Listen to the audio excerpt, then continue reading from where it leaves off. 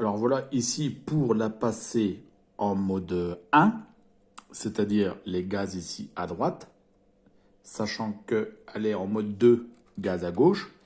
J'avais ici rallongé les fils pour que, en fait, que je puisse piloter non pas ici, mais là-bas. C'est-à-dire que ces deux informations-là viennent ici pour les gaz et ces deux informations-là reviennent là-bas. Donc j'ai fait le montage et tout et j'ai allumé, donc j'étais bien en mode 1, donc gaz à droite.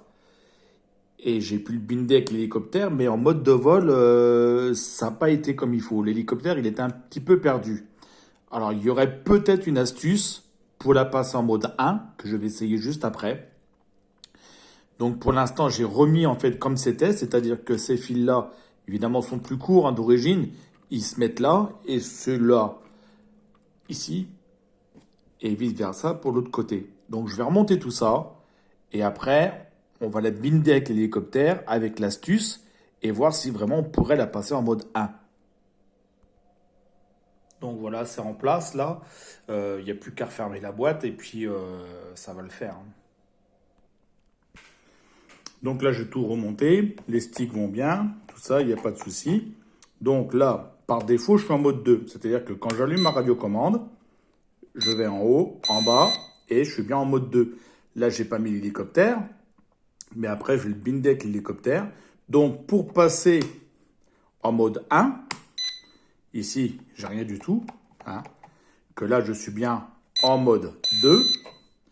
Alors, pour passer en mode 1, je fais un appui long ici, je reste appuyé, j'allume la radio tout en étant appuyé, et là, en mode 1, je vais pousser et revenir.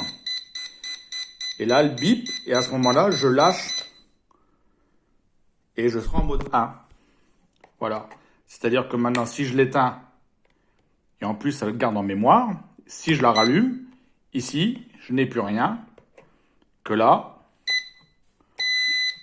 Donc, je vais binder avec l'hélicoptère.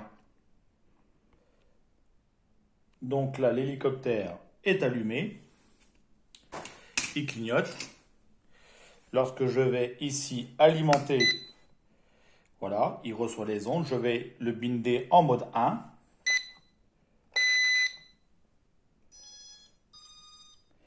Voilà. Et maintenant, lorsque je vais mettre en bas à l'extérieur, il va se mettre en route.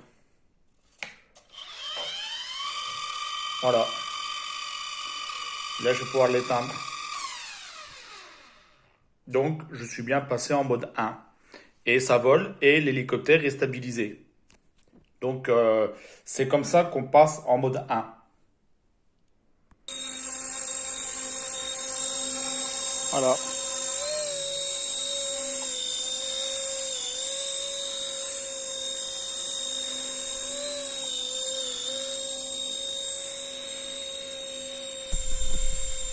Ici, ici c'est pour la stabilisation.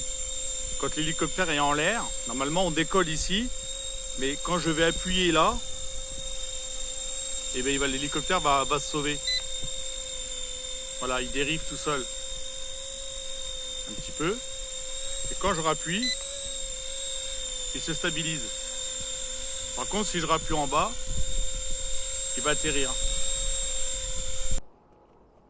Alors ici, j'ai essayé le mode en fait atterrissage et c'est fonctionnel. Quand il est en l'air, on appuie ici, il descend tout seul et il atterrit.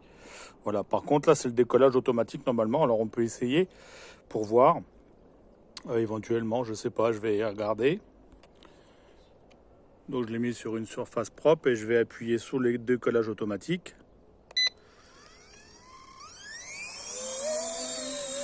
Voilà, il décolle vraiment tout seul.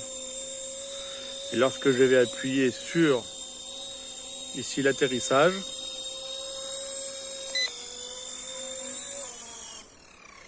voilà, il atterrit aussi tout seul. Décollage automatique.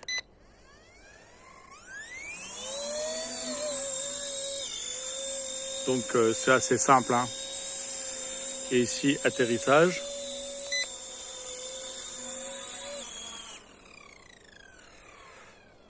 Voilà, bon, bah c'est très bien, hein.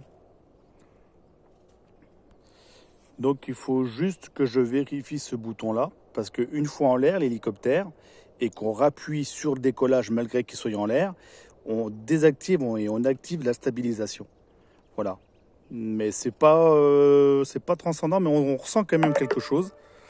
Mais à vous d'essayer. Mais sinon, bon, dans l'ensemble, c'est pas mal. Et ici, c'est complètement le bouton stop là. Euh, si le fait que je fais ça, je le mets en route.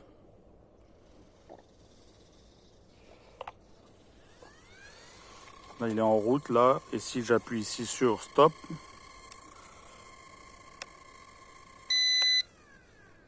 voilà, ça l'éteint. Sinon, on peut mettre, quand on met les gaz en bas, il s'éteint.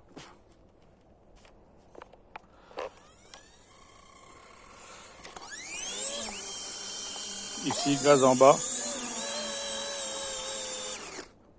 Voilà. Gaz en bas, il s'éteint. Mais pour ce qui est le décollage automatique, c'est sympa.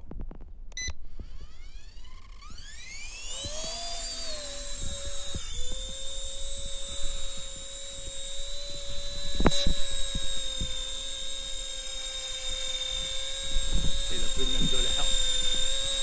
Ben, c'est parti.